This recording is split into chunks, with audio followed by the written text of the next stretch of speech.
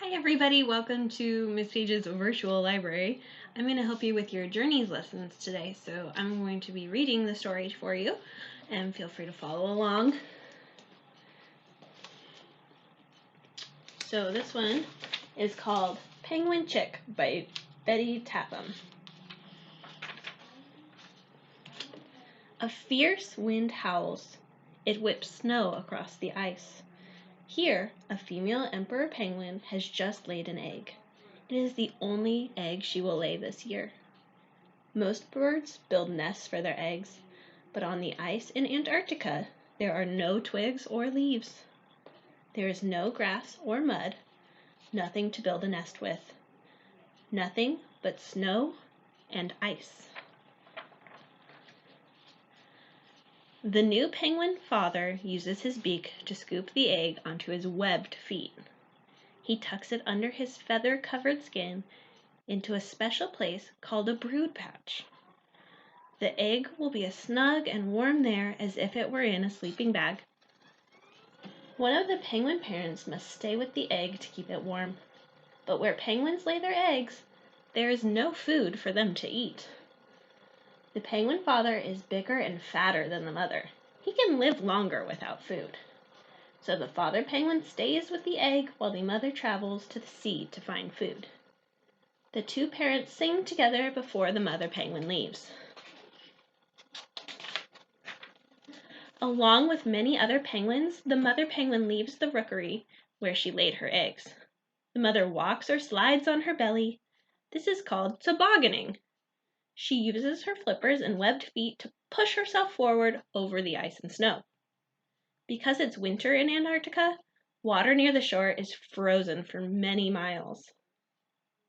After 3 days, the mother penguin comes to the end of the ice. She dives into the water to hunt for fish, squid, and tiny shrimp-like creatures called krill. Back at the rookery, the penguin fathers form a group called a huddle. They stand close together for warmth. Each one keeps his own egg warm. For 2 months, the penguin father always keeps his egg on his feet. When he walks, he shuffles his feet so the egg doesn't roll away. He sleeps standing up. He has no food to eat, but the fat on his body keeps him alive. Finally, he feels the chick move inside the egg. The chick pecks and pecks and pecks. In about 3 days, the egg cracks open. The chick is wet, but soon his soft feathers, called down, dry and become fluffy and gray.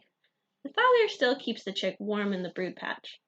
Sometimes the chick pokes his head out, but while he's so little, he must stay covered. And he must stay on his father's feet, otherwise the cold would kill him. The father talks to the chick in his trumpet voice. The chick answers with a whistle. The father's trumpet call echoes across the ice. The penguin's mother is on her way back to the rookery, but she can't hear him. She's still too far away.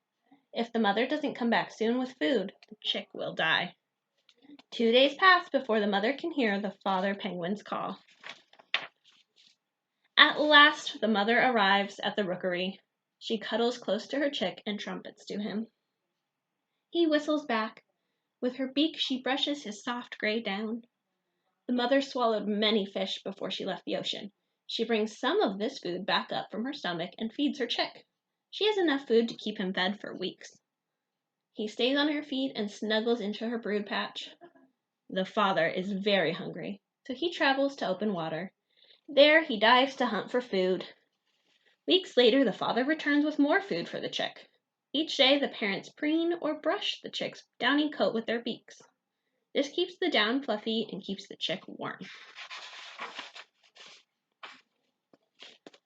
As the chick gets bigger, he and the other chicks no longer need to stay on their parents' feet.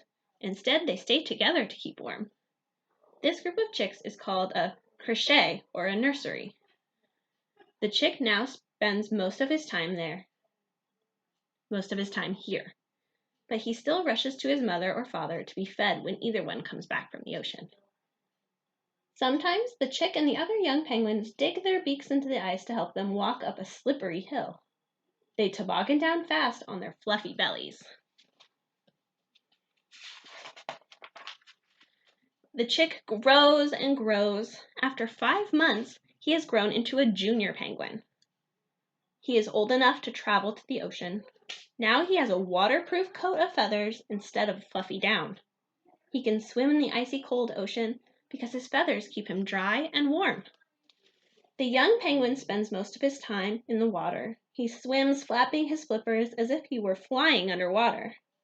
He uses his webbed feet to steer wherever he wants to go. He catches a fish with his beak and swallows it head first. Now the young penguin can catch his own food and take care of himself. In about 5 years, he'll find a mate. Then he'll take care of his own egg until the chick can hatch. The end. Thank you for letting me share your journey story with you today. And I hope that you guys are working really hard with everything your teacher assigns. And I was really glad I got to share this with you. Thank you, second graders. Bye.